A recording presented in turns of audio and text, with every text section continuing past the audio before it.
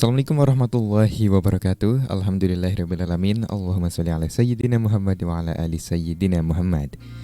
Dipancarloskan dari Komplek Lembaga Pengembangan Dakwah Al-Bahjah Sendang, Sumber Cirebon, Radioku Inspirasi Spirit Hati. Selamat sore dan apa kabar sahabat radioku dimanapun Anda berada. Bagaimana kabar Anda semuanya di kesempatan sore hari ini? Semoga sahabatku dalam keadaan sehat walafiat.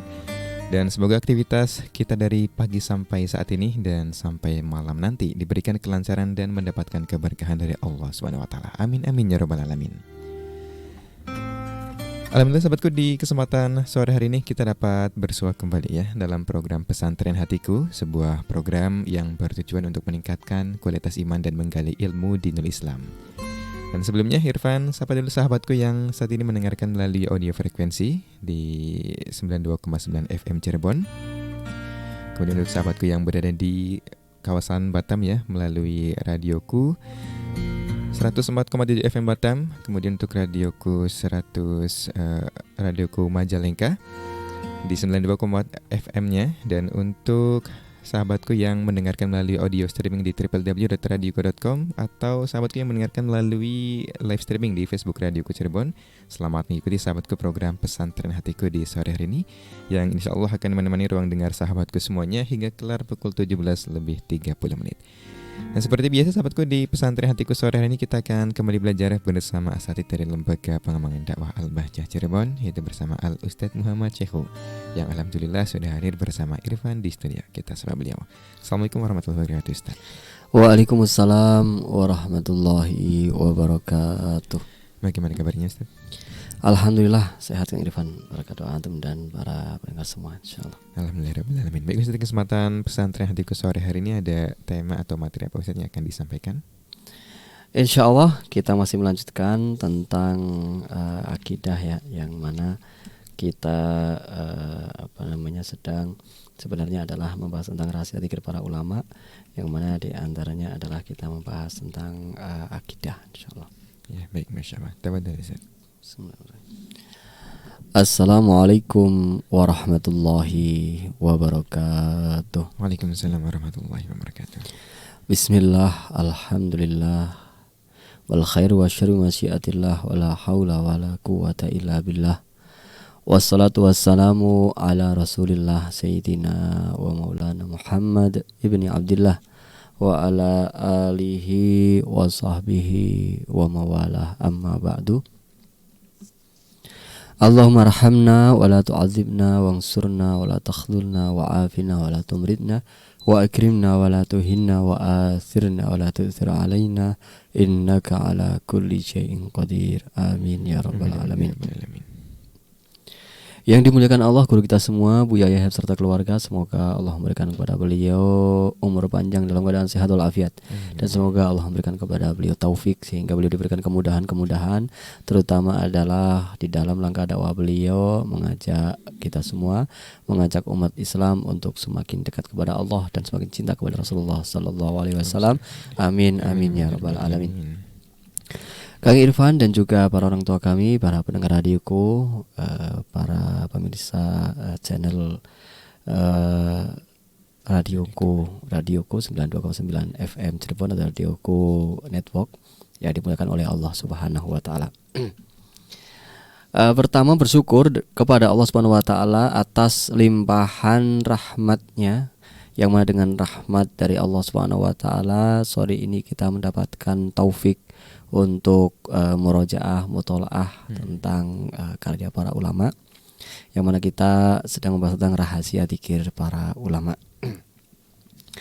Sebelum kita masuk kepada rahasia zikir para ulama, kita akan membahas tentang akidah yang ditulis oleh Imam Abdullah bin Alawi Al-Haddad, karena kita akan membahas tentang rahasia zikir Rotib Al-Haddad insyaallah. Nah, semoga dengan kesempatan yang Allah berikan ini bertanda kita akan mendapatkan kebaikan di dunia dan di akhirat. Amin amin ya rabbal alamin. Salawat dan salam kita sanjungkan kepada Nabi Agung Muhammad sallallahu alaihi wasallam, kepada keluarga beliau, kepada sahabat beliau, kepada para tabi'in ila yaumiddin, sampai akhir kelak. Dan semoga kita semua termasuk pengikut beliau yang berhak mendapatkan syafaat di dunia dan di akhirat. Amin amin ya rabbal alamin.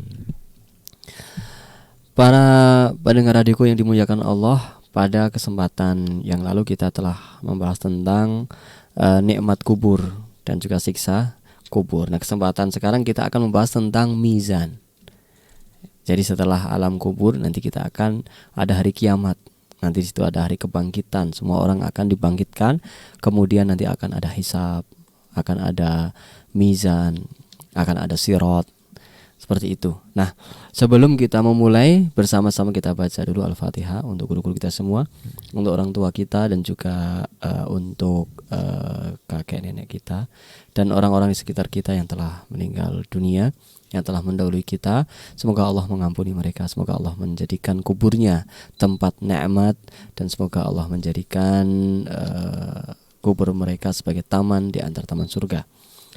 Dan juga semoga Allah menyelamatkan mereka semua dari siksa kubur dan juga kelak dibangkitkan bersama Kanjeng Nabi Muhammad sallallahu alaihi wasallam. Ala hadhihi niyyah wa kullu niyatin shalihah wa ala man nawabi salawuna shalihun wa ila hadratin nabiyil mustafa Muhammadin sallallahu alaihi wasallam. Al-Fatihah. Bismillahirrahmanirrahim. Maliki yaumiddin. Iyyaka na'budu wa iyyaka nasta'in. Ihdinas siratal mustaqim. Siratal ladzina an'amta 'alaihim ghairil maghdubi 'alaihim waladdallin. Amin. Amin ya rabbal alamin. Semoga dengan bacaan Al-Fatihah tadi acara kita diberikan kelancaran dan diberikan ilmu yang bermanfaat. Amin. Amin ya rabbal alamin. Kang Irfan dan juga para pendengar radioku yang dimuliakan oleh Allah Subhanahu wa taala, para perindu kemuliaan, pada kesempatan yang lalu sudah tentang kebangkitan ya, bahwa Allah membangkitkan orang yang sudah pada meninggal dunia, kelak dibangkitkan di hari kiamat.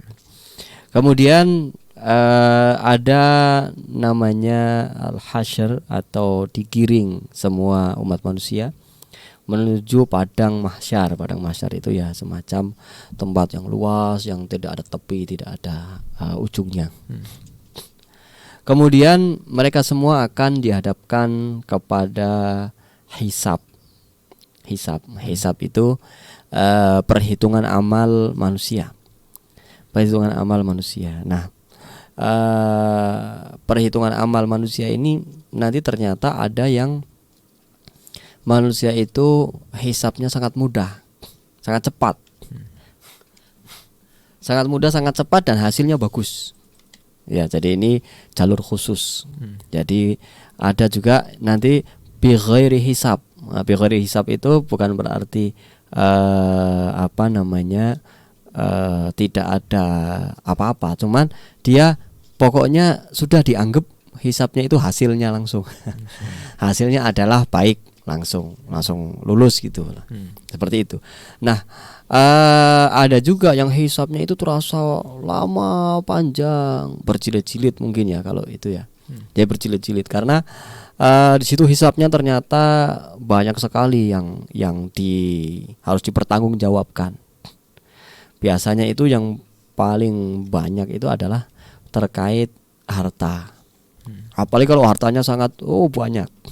Kalau misalkan kita punya harta hanya misalkan 100.000, ketika dihisab sudah buat belanja anak istri ya udah selesai gitu kan. Selama buat makan 2 hari gitu kan, belanja apa sama apa udah selesai. Tapi kalau miliaran, bahkan triliunan, itu banyak sekali. Mau bilang ini buat belanja anak istri, waduh, istrinya cuman 1, anaknya cuman 3 atau 2 atau 4, biasanya 2 itu. Nah, ternyata banyak sekali. Jadi hisabnya itu seperti apa? Ini kemana? Ya, jadi tidak tidak lantas ya sudah hasil akhirnya. Karena apa ini? Hisabnya ternyata uangnya ada yang setengah-setengah, ada yang dari mana dapatnya, dari apa dan seterusnya. Kalau misalkan tadi ditanya 100.000 dari mana, dikasih Kang Irfan, dah selesai. Karena apa? Sedikit. Seperti itu. Jadi hisab itu ada yang lama sekali, ada yang sangat cepat, ada yang seolah-olah tanpa hisab. Artinya memang bi ghairi hisab gitu, langsung masuk surga. Itu. Nah, selain hisab, ternyata ada lagi wa ayyumina bil mizan. allati tuzanu fihil hasanatu wasayyiat. Jadi beriman kepada mizan. Nah, ini mizan ini ada di dalam Al-Qur'an disebutkan. Nah, mizan itu semacam kayak timbangan gitu ya. Jadi untuk membandingkan antara perbuatan baik dan perbuatan tidak baik. Nanti di situ akan ditimbang mana yang lebih banyak, lebih berat. Jadi bobotnya itu mana yang lebih berbobot, memang ada beberapa pandangan ulama ya tentang mizan itu, apakah seperti yang di dunia itu timbangan yang kayak neraca gitu ya. Jadi nanti ada kayak ada mistarnya gini ya, terus kemudian nanti ada timbangannya, di sini amal baik, sini amal buruk. Berarti bentuknya seperti apa ya? Wallahu alam, kita kan nggak tahu ya. Cuman ada yang mengatakan seperti itu. Kemudian ada yang mengatakan nanti justru yang berat itu ke atas, yang ringan itu ke bawah. Itu jadi semakin berat. Ada yang seperti itu mengatakan. Tapi ya secara umum pokoknya kita wajib percaya kepada mizan, bahwa nanti mana yang lebih berat itulah yang jadikan patokan apakah dia masuk surga atau masuk neraka. Itu mizan. Sehingga ada dua kalimat yang ringan di dalam pengucapan di lisan. Ternyata dua kalimat itu sangat dicintai oleh Allah Subhanahu wa taala. Dan juga dua kalimat itu nanti akan menjadi pemberat yang luar biasa hebat di mizan, timbangan amal di akhirat. Nah, apa dua kalimat itu? Yaitu subhanallah wa bihamdi, subhanallahil azim, subhanallah wa bihamdi, subhanallahil azim. Kan ringan sekali ya. Bahkan mungkin kalau kita zikir subhanallah wa bihamdi, subhanallahil azim itu sangat ya enak lah gitu ya, mudah di lisan, itu kan nggak berat. Nggak ada harus huruf-huruf yang berat, itu nggak ada dot gitu kan, nggak ada itu lamnya itu udah langsung dapat jalalah ya. Jadi artinya nggak ada huruf-huruf yang sulit lah, ringan semua, subhanallah wa bihamdi, subhanallahil azim, yaitu artinya apa? Ini diucapkan sangat ringan tapi ternyata pahalanya besar. Pahalanya sangat besar, yaitu nanti akan menjadi pemberat di mizan. Di mizan. Nah itu menunjukkan bahwa di akhirat itu nanti ada mizan, namanya mizan, yaitu timbangan amal baik dan amal buruk. Berarti membaca subhanallah bihamdi subhanallahil azim itu amal yang baik. Amal baik. Seperti itu. Nah, ini jadi kita wajib beriman. Maka di dalam kehidupan sehari-hari hindari perbuatan buruk. Jangan sampai nanti perbuatan buruk itu ternyata memberatkan mizan di bagian yang amal buruk. Jangan sampai. Karena apa? Karena semua akan dihitung oleh Allah Subhanahu wa taala. Ini mizan. Kebaikan dan keburukan akan ditimbang di situ. Wabis sirat, dan juga ada sirat, yaitu jembatan, wa huwa jisrun mamdudun ala matni jahannam. Jadi sirat itu semacam jembatan di atas neraka jahanam. Orang untuk masuk surga itu akan melewati itu. Ternyata tak seorang pun yang luput, harus lewat situ. Harus lewat situ. Nah, hanya saja lewat sirat ini ya banyak ya beberapa keterangan tentang sirat. Terutama ini yang sering kita dengar adalah sirat adalah semacam jembatan yang sangat kecil. Artinya kecil itu menunjukkan itu sulit untuk lewati. Kemudian dikatakan itu tajam juga, lebih tajam daripada pisau cukur ya. Pisau cukur kan tajam banget ya itu. Atau silet gitu ya. Dan itu panjang, perjalanannya jauh. Kalau mungkin perjalanan dekat bisa lompat gitu kan. Tapi ternyata jauh karena di jurang neraka gitu kan. Kita harus lewatin itu. Dan semua orang akan lewatin situ. Hanya saja orang itu kalau pakai logika ya, waduh gimana, kecil banget begitu lewatinya. Itu jembatannya, aduh gimana. Ternyata lewat jembatan itu adalah dengan amalnya masing-masing. Ternyata yang amalnya oleh Allah Subhanahu wa taala diterima sebagai amal-amal baik, itu lewat jembatan itu sangat cepat sekali seperti kilat. Tiba-tiba udah sampai sana. Itu jadi kayak kilat itu. Ada juga yang ternyata lama tuh nggak bisa-bisa. Ada yang sampai tersungkur ada. Nah, akhirnya banyak yang berjatuhan ke neraka jahanam, yaitu orang yang amalnya tidak baik. Artinya jangan samakan dengan di alam dunia begini ya. Lewatin jembatan yang licin itu pakai bambu itu. Itu saja kalau licin kan nggak banyak yang bisa ya. Jadi sedikit yang bisa. Nah, apalagi ini kecil, tipis, kemudian tajam. Gimana lewatnya ini? Nah, jembatan itu adalah sebagai ujian. Ujian bukan berarti nanti dapat pahala atau dapat dosa ya. Maksudnya adalah bahwa orang itu nanti di akhirat tergantung amal di dunia. Jadi ketika kita iman kepada sirat, jangan sampai nanti kita orang-orang yang tergelincir kakinya di sirat itu. Jangan sampai. Nah, caranya bagaimana? Caranya mari kita beramal baik. Itu. Jadi kalau kita beramal baik, menolong orang dan seterusnya, maka ketika di sirat itu ternyata kita termasuk orang-orang yang cepat nyampainya. Seperti kilat ya, semoga kita termasuk yang itu, amin ya rabbal alamin. Kita kan berdoa ya. Insya Allah dengan berdoa itu dikabulkan oleh Allah Subhanahu wa taala, diberikan taufik sehingga amalnya baik terus gitu. Ya walaupun kadang nggak baik ya, nanti balik lagi baik lagi. Yang artinya nanti lebih banyaknya adalah amal yang baik. Insya Allah dengan taufik dari Allah Subhanahu wa taala. Itu sirat. Sirat. Nah, itu wajib beriman juga. Wa bihaudi nabiyyina Muhammadin sallallahu alaihi wasallam. Lah ini nanti ada telaganya Rasulullah sallallahu alaihi wasallam. Jadi setelah tadi ngeri semua, nanti ada ini namanya telaga Rasulullah sallallahu alaihi wasallam. Insyaallah nanti setelah yang satu ini kita akan membahas tentang telaga Nabi Muhammad sallallahu alaihi wasallam. Baik, Masya Allah. Terima kasih Ustaz atas pemaparan materinya di sesi kali ini. Dan sahabatku, kita akan jeda terlebih dahulu, kemudian kita akan kembali melanjutkan pembelajaran kita, tentunya masih dalam program Pesantren Hatiku. Untuk Anda tetap di radioku, Inspirasi Spirit Hati.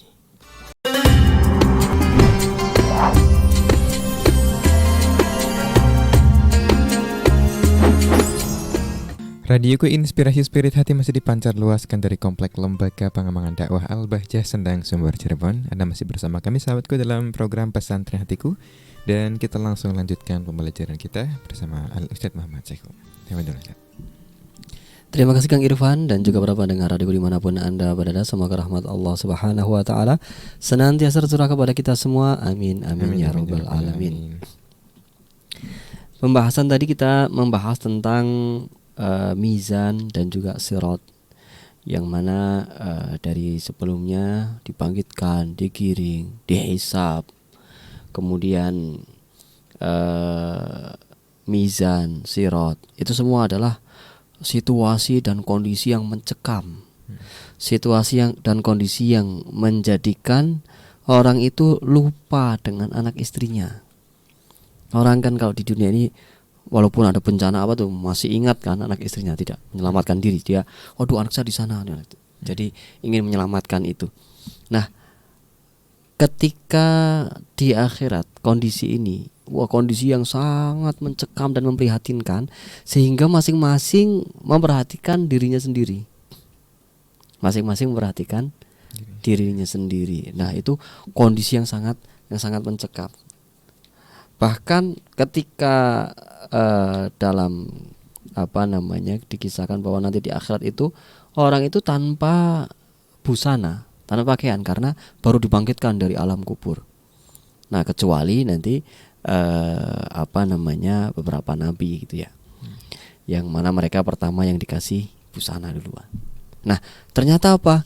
Orang-orang yang itu sebanyak itu nggak ada yang perhatian pada yang sampingnya, nggak ada. Karena apa? Karena dia dalam kondisi yang bingung, kondisi yang mengerikan dan mencekam. Nah, pada situasi semacam itu adalah situasi yang berat dan semuanya nanti mulai menyesali apa yang ada di dunia. Sehingga ketika lihat mizan tadi, amal buruknya banyak sekali sehingga amal baiknya sedikit sekali. Akhirnya lebih berat amal buruk, dia menyesali. Ternyata ditimbang di situ, ternyata bagaimana dia dengan tetangganya, ternyata situ lihat bagaimana dia dengan orang-orang di sekitarnya, dan seperti itulah. Maka sudah nggak ada nggak ada efeknya sama sekali. Kalau orang ingat, waduh, kenapa di dunia saya dulu nggak sedekah? Kenapa uangnya digunakan untuk yang melanggar aturan Allah Subhanahu Wa Taala? Sudah, karena apa? Sudah mizan, sudah dihitung itu semua. Kemudian ketika sudah disirot, ternyata apa? Tergelincir ke api neraka. Karena semuanya harus lewat situ semua. Ternyata dia nggak punya amal baik yang bisa membawanya untuk melewati sirot tadi. Nah, setelah itu semua, orang-orang yang beriman, orang-orang yang istiqomah itu sudah selamat. Akhirnya sampailah kepada telaga Haud, telaganya Rasulullah Sallallahu Alaihi Wasallam. Sebagian mengatakan namanya Al-Kautsar, sebagian mengatakan semacam itu. Ya, memang Al-Kautsar itu di antara tafsirnya adalah yaitu telaga Rasulullah Sallallahu Alaihi Wasallam. Tetapi intinya sebutannya adalah haud. Haud itu kalau bahasa kitanya ya semacam kolam gitu ya. Yang itu adalah haknya Rasulullah Sallallahu Alaihi Wasallam. Sehingga siapa yang boleh minum dari situ ya sesuai dengan izin Rasulullah Sallallahu Alaihi Wasallam. Ada yang nanti ternyata dikasih minum oleh Nabi Muhammad Sallallahu Alaihi Wasallam dengan tangannya yang mulia. Yang dikisahkan siapa yang meminum seteguk saja dari air tersebut, dia nggak akan merasa haus lagi. Ya kan, setelah tadi ada mizan, ada sirot, ada apa banyak sekali, orang kan dalam keadaan yang waduh. Nah, inilah waktunya dia diberi apa? Minum oleh Rasulullah Sallallahu Alaihi Wasallam, yang dengan meminum air tersebut tidak akan merasa haus lagi. Loh Pak Ustadz, kalau sudah nggak merasa haus, nanti di surga nggak minum dong? Ya nggak seperti itu. Mungkin ada yang bertanya-tanya, loh di surga itu minum bukan karena haus, tapi karena menikmati. Jadi minuman-minuman yang ada di surga itu, ya kenikmatannya berbeda. Satu teguk sekarang, teguk kan yang nanti, dan seterusnya.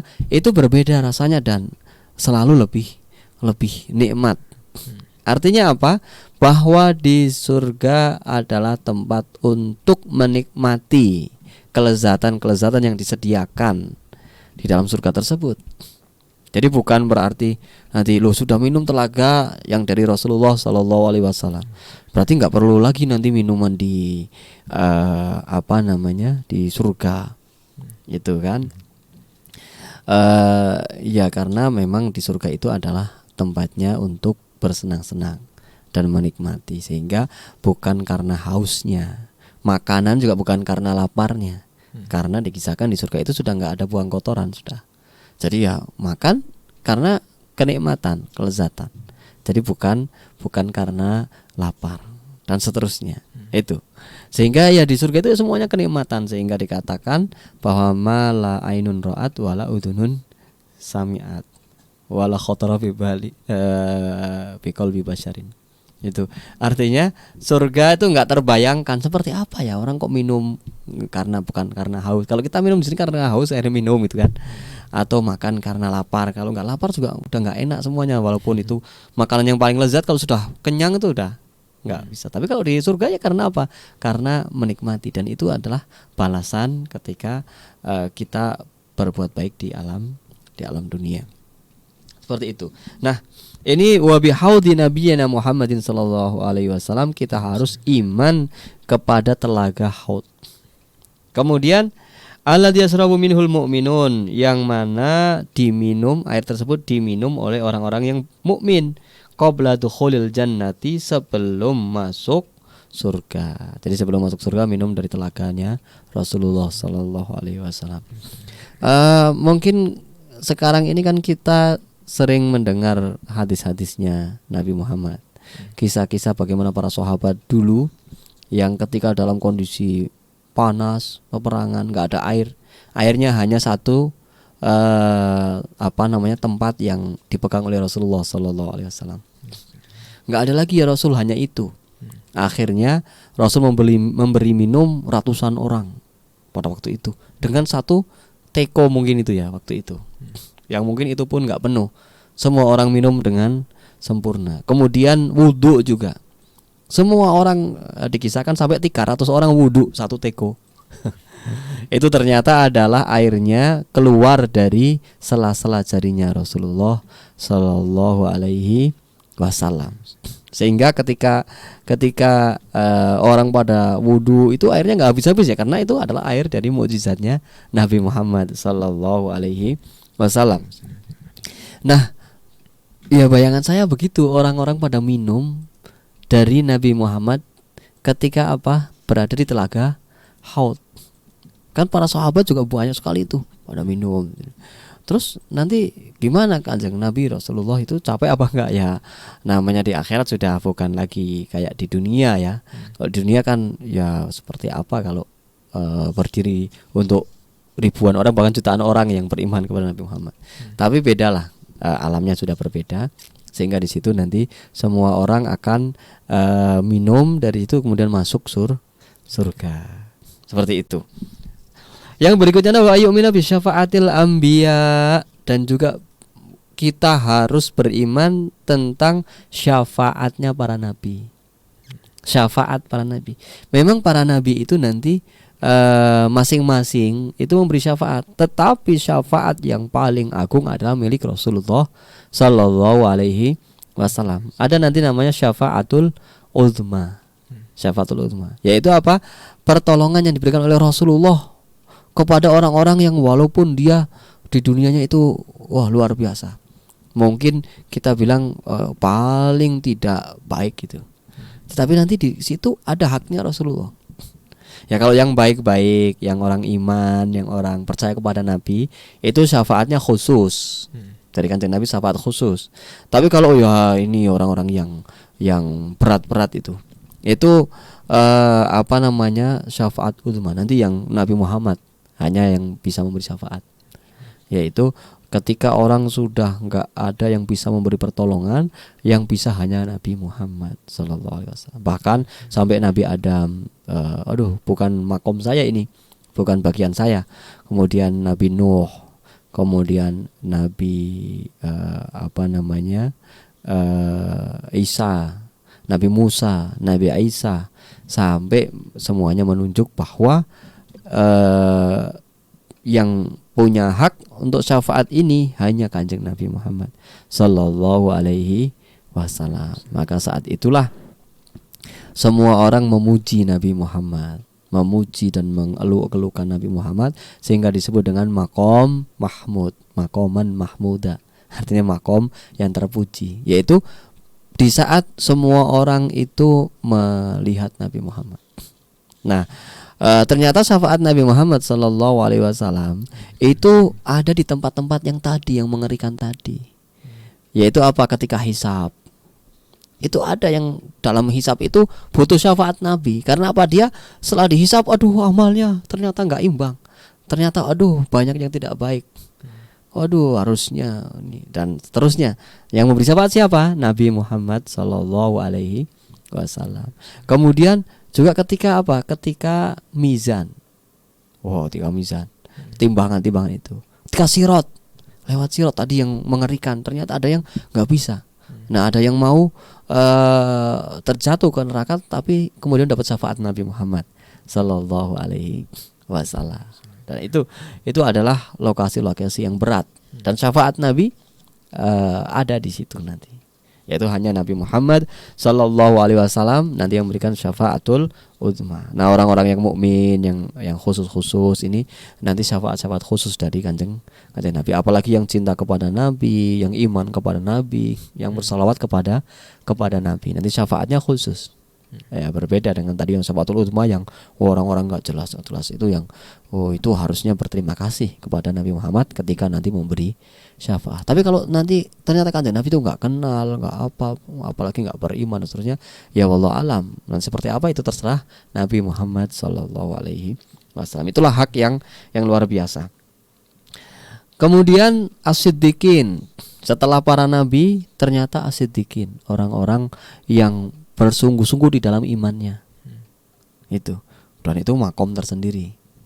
Kemudian setelah itu asyuhada. Asyuhada ini orang-orang yang mati syahid. Nah, orang-orang yang mati syahid ini ternyata dia punya hak untuk berapa orang? Ada batasnya ya. Ada batasnya berapa ribu orang gitu. Nah, kalau Nabi Muhammad SAW itu tanpa batas. Iya, sehingga waduh, nanti saya nggak kebagian nggak syafaat ini. Waduh, kita harus cinta kepada Nabi selama di dunia, usahakan mengikuti perintah Nabi, menjauhi larangannya. Nah, itu sehingga nanti ya jangan cuma ngaku-ngaku saya cinta Nabi, pokoknya saya minta syafaat Nabi, tapi di sininya nggak jelas. Ya belum tentu nanti di akhirat itu dapat syafaat.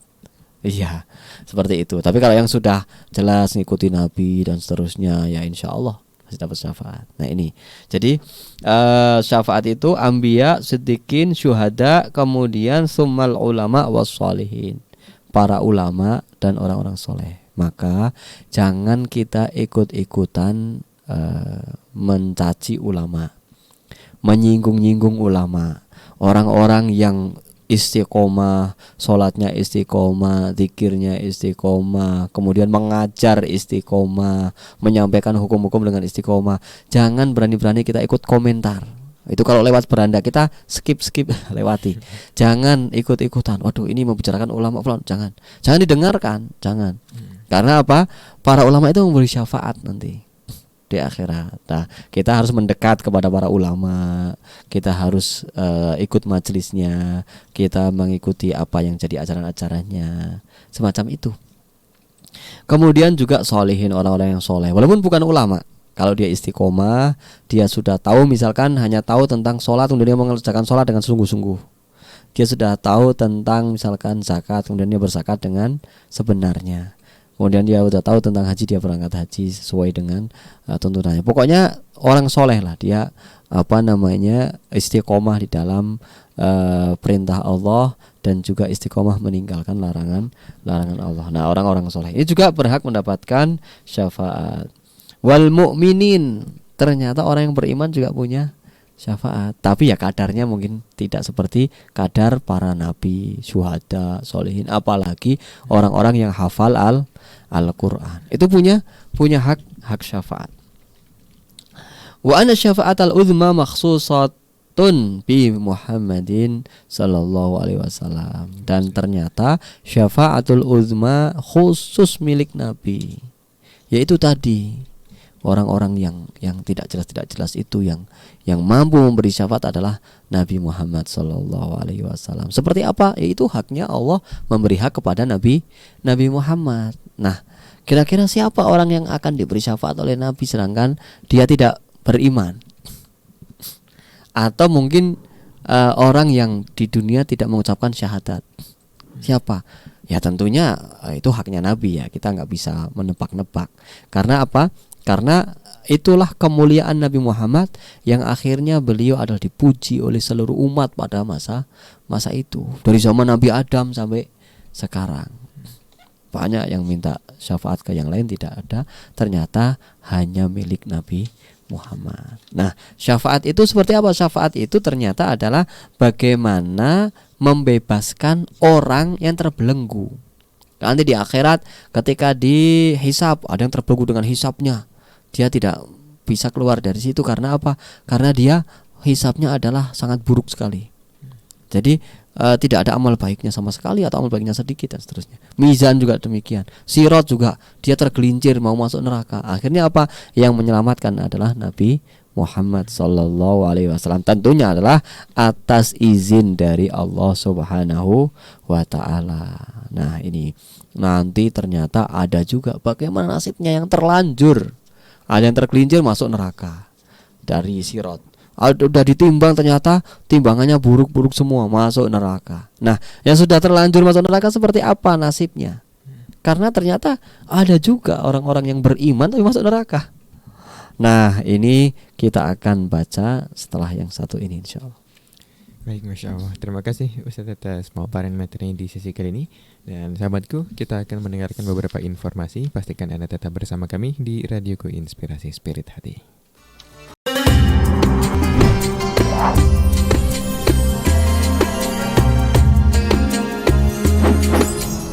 Radioku Inspirasi Spirit Hati masih dipancar luaskan dari Komplek Lembaga Pengembangan Dakwah Al-Bahjah Sendang, Sumber, Cirebon. Anda masih bersama kami sahabatku dalam program Pesantren Hatiku.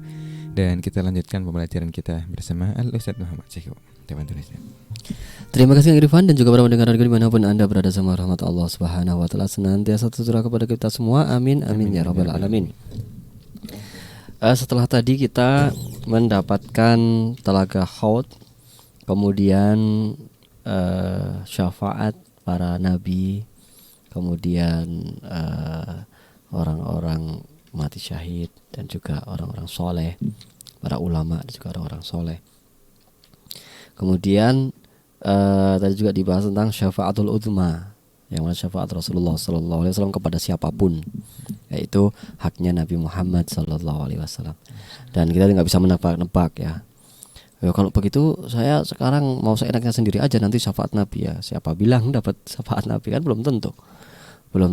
Jadi itu haknya Nabi Muhammad SAW. Kemudian berikutnya adalah kita wajib beriman kepada kejadian orang-orang yang sudah masuk neraka dikeluarkan lagi. Orang yang sudah masuk neraka dikeluarkan lagi. Wa yu'mina, dan beriman bi ikhraji man dakhalan nar min ahli tauhid, yaitu mengeluarkan orang-orang yang sudah masuk neraka dari orang-orang yang sudah mengucapkan la ilaha illallah. Jadi dia beriman tetapi banyak kesalahannya. Dia kalau ada orang yang mengganggu Islam, wow paling depan semangat mau membela Islam dan seterusnya. Tetapi dalam kehidupan sehari-harinya ternyata dia banyak yang bolong-bolong, sholatnya nggak jelas apa dan seterusnya. Tapi dia iman, percaya yang benar adalah agama Islam misalkan.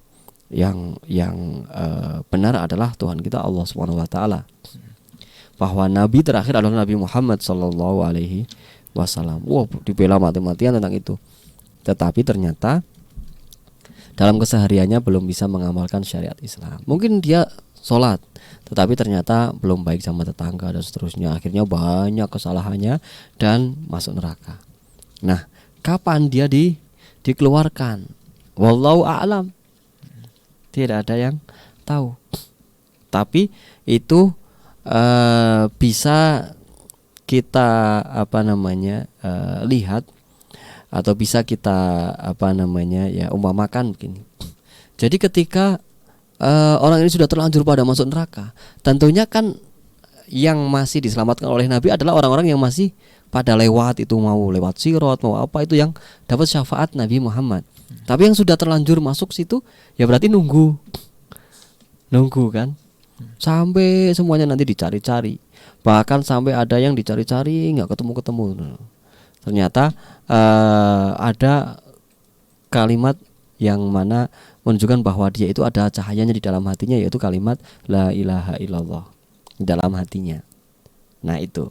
Nah di sini dikatakan hatta la yukhalladu fiha man fi qalbihi mithqalu dzarratin minal iman. Sampai di situ dikatakan bahwa pokoknya orang yang di hatinya ada iman kepada Allah, dia tidak akan kekal di neraka. Jadi pasti nanti dikeluarkan, nggak tahu lama, nggak tahu cepat. Nah, ini terkadang ada orang yang ngentengkan. Ada orang yang kalau kita beriman kan, yang penting beriman, nanti juga akan dikeluarkan dari neraka.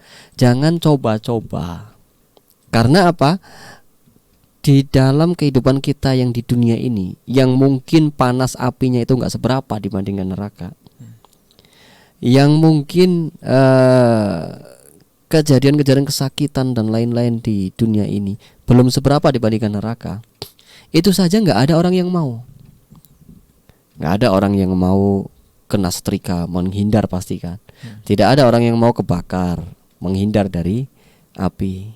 Tidak ada orang yang mau digunting. Apalagi nanti di akhir itu kan ada yang lidahnya digunting, ada yang dan lain-lain lah.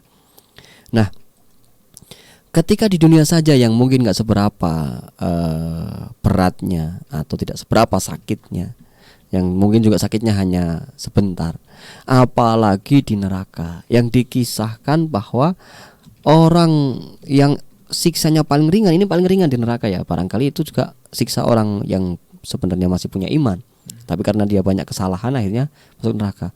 Siksanya itu adalah dia dipakaikan sepatu yang terbuat dari besi yang mendidih, yang membara, yang membara.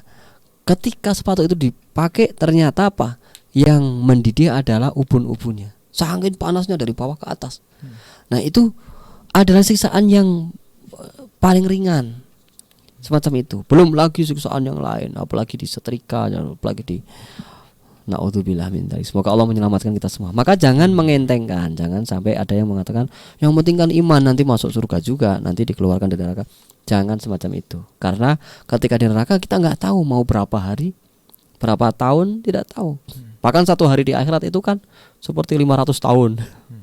Itu kan panjang sekali. Artinya apa? Artinya bahwa keadaan di neraka itu tidak semudah seperti yang kita bayangkan di sini. Maka kita harus bersungguh-sungguh menghindari hal-hal yang menyebabkan masuk neraka. Kalau kita sudah beriman, kenapa kita nggak istiqomah? Lanjut saja dengan istiqomah. Kenapa kita tidak taat? Padahal kita sudah beriman. Kalau sudah beriman ya lanjutkan, sempurnakan dengan ketaatan. Sempurnakan dengan apa? Dengan keistiqomahan dalam iman tersebut. Jadi jangan sampai pagi iman, sore kafir, sore iman, pagi kafir, dan seterusnya. Jangan sampai semacam itu, karena dikhawatirkan akan mencicipi api neraka. Yang kita upayakan, kita usahakan adalah masuk surga bi khairi hisab. Kalau itu berat, ya paling tidak kita masuk surga selamat, jangan sampai mampir ke neraka. Semacam itu. Nah, itu harapan setiap orang yang beriman. Dan kalau ada orang yang ya udahlah gampang nanti juga dikeluarkan, yaitu itu adalah orang yang sombong, seolah-olah dia merasa bahwa gampang nanti, seolah-olah dia sudah siap dengan siksaan itu. Dan juga seolah-olah tauhidnya dia diterima. Belum tentu. Karena belum tentu iman di dalam hatinya diterima. Siapa tahu batal. Ternyata imannya batal, sehingga ketika imannya batal ya nggak bakal keluar dari surga, keluar dari neraka. Itu karena apa? Imannya batal. Jadi yang dikeluarkan dari neraka itu apa? Ahlul iman, orang yang di hatinya ada iman. Nah, orang yang di hatinya ada iman itu dikeluarkan atas rahmat Allah Subhanahu wa ta'ala, dan juga syafaat Nabi Muhammad sallallahu alaihi wasallam. Nah, di situ wa anna ahlal kufri wasyirki mukhalladuna fin nari abadan. Orang-orang yang kufur, yang musyrik, mereka akan abadi di dalam neraka. Jadi orang yang beriman dan imannya sahih, dia tidak kufur dan tidak musyrik, maka dia akan dikeluarkan dari neraka kalau dia masuk neraka. Nah, sedangkan orang yang kufur, musyrik, dia keluar dari iman, maka dia akan abadi di neraka. Akan abadi di neraka. Maka tadi jangan sampai kita ngentengkan seolah-olah iman kita sudah diterima, seolah kita nggak melakukan sesuatu yang menjadikan keluar dari iman, semacam itu. Jadi tetap istiqomah di dalam keimanan, tetap istiqomah di dalam kita menjalankan syariat Islam. Agar apa? Kalau toh salah-salah dikit-dikit itu nanti dimaafkan, dimaafu, sehingga nggak masuk neraka dulu, langsung masuk surga. Kalau toh ya karena sudah takdirnya akhirnya masuk neraka dulu, ya jangan sampai nanti dari neraka lama itu sebentar. Tapi ya harapan kita nggak ada yang masuk neraka, tapi langsung saja ke surga. Amin ya robbal alamin. Walau khafaf anhumul adzab walahum yungdorun. Bahkan orang-orang yang musyrik dan kufur tadi itu tidak ada keringanan sedikit pun. Beda dengan orang yang iman. Orang yang imannya sah, maka tadi masuk neraka tapi ringan. Ya ringan-ringannya tadi apa? Pakai sepatu yang membara sehingga ubun-ubunnya mendidih. Naudzubillah. Itu. Wa anal mu'minina mukhalladuna fil jannah, orang yang beriman akan kekal di surga. Abadan sarmadan, selamanya. La yamassuhum fiha nasabun wa ma hum minha bimukhrajin. Mereka tidak ada kepayahan sedikit pun di dalam surga. Artinya di surga, misalkan tadi, wah kebunnya luas sekali, terus waduh capek ini keliling-keliling kebun, nggak ada. Di surga itu nggak ada capek, nggak ada lapar, nggak ada haus, tapi menikmati hidangan, menikmati makanan, minuman, seperti itu. Pakaian-pakaian yang bagus-bagus, semacam itu. Jadi beda. Wa anal mu'minina yarawna rabbahum fil jannati bi absarihim ala ma yaliku bi jalalihi wa qudsi kamalihi. Nah, ini yang berikutnya adalah pembahasan tentang bagaimana melihat Allah Subhanahu wa taala. Memang ini pembahasan yang penting dan ini menjadi perbedaan antara ulama sendiri, kemudian antara yang menetapkan penglihatannya atau hamba dapat melihat Allah, dan antara yang menafikan atau tidak sepakat dengan pendapat tersebut. Kalau Ahlussunnah wal Jamaah secara umum sepakat bahwa orang yang beriman ketika masuk surga nanti akan melihat Allah Subhanahu wa taala. Seperti itu. Nah, pembahasan ini nanti sangat detail dan ini waktunya sudah sangat mepet, maka insya Allah akan kita bahas pada pertemuan berikutnya insya Allah. Nah, insya Allah kita akan jeda sebentar. Baik, Masya Allah, terima kasih Ustaz atas pemaparan materi di sesi kali ini. Dan sahabatku, masih ada pertemuan kita ya di kali ini di program Pesantren Hatiku sore hari ini. Pastikan Anda tetap di radioku Inspirasi Spirit Hati.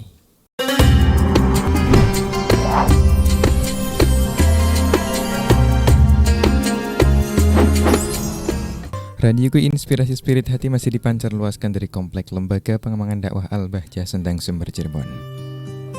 Anda masih bersama kami sahabatku dalam program Pesantren Hatiku, dan saat ini kita sudah berada di penghujung acara. Sudah saatnya Ustaz Muhammad Saifu menyampaikan kesimpulan, lalu dilanjut dengan doa keberkahan.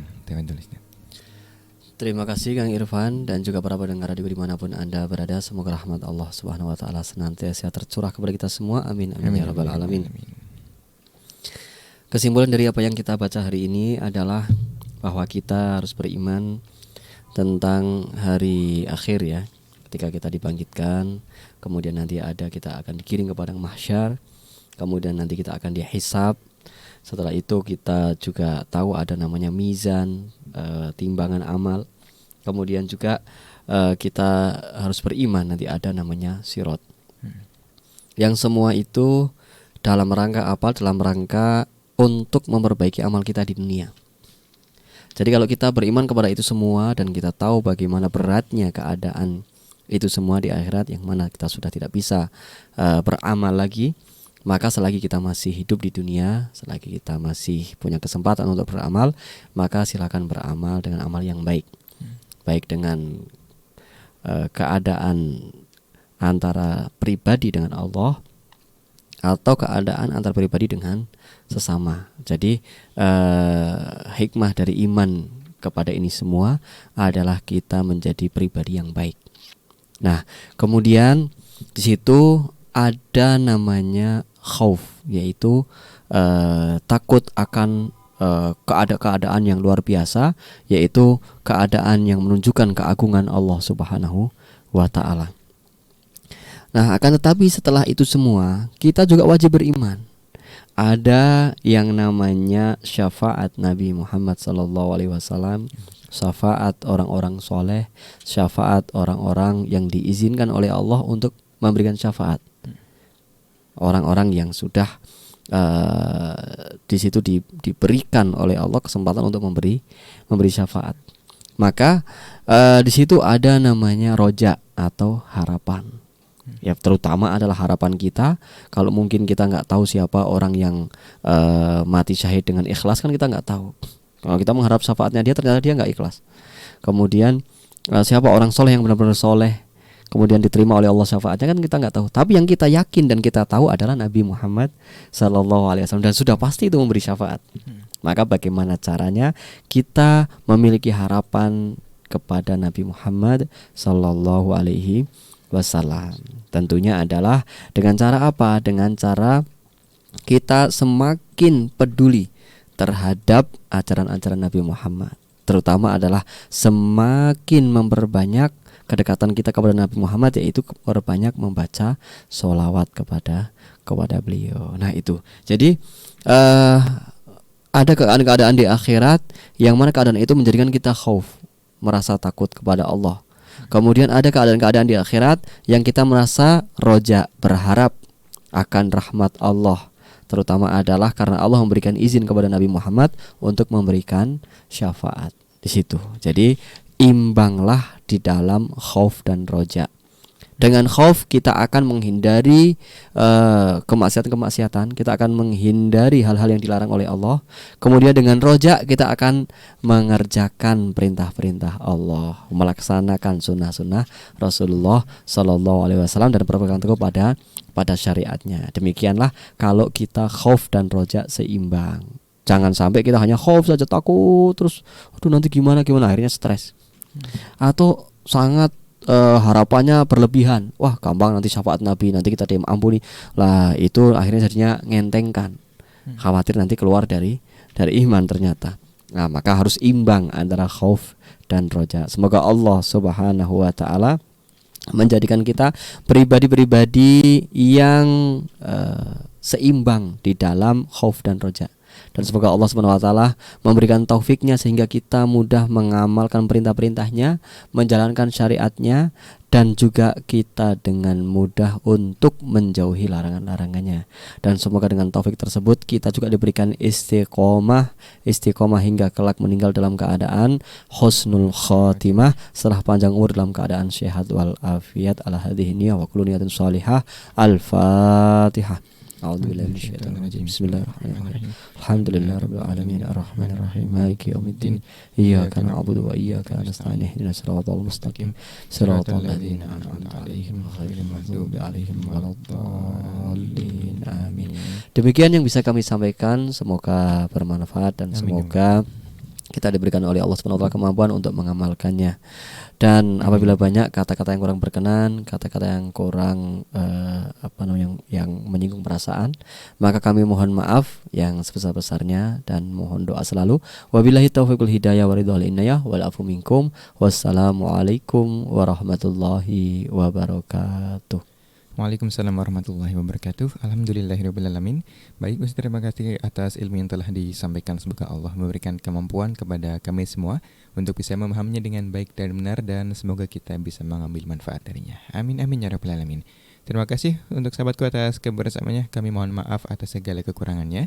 Kami juga mohon maaf jika ada kata-kata yang salah atau kata-kata yang kurang berkenan. Kita akhiri kebersamaan kita dengan doa kafaratul majelis. Subhanakallahumma bihamdika asyhadu an la ilaha illa anta astaghfiruka wa atubu ilaik. Wassalamualaikum warahmatullahi wabarakatuh. Waalaikumsalam warahmatullahi wabarakatuh.